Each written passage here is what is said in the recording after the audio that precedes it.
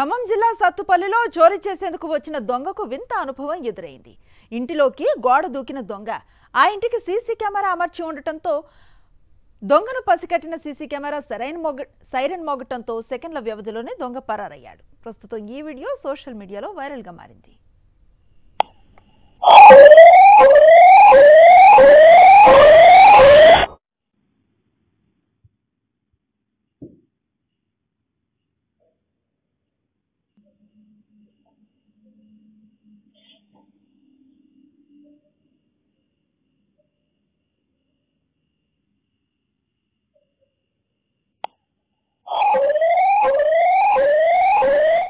ఖమ్మం జిల్లా సత్తుపల్లిలో చోరీ చేసేందుకు వచ్చిన దొంగకు వింత అనుభవం ఎదురైంది.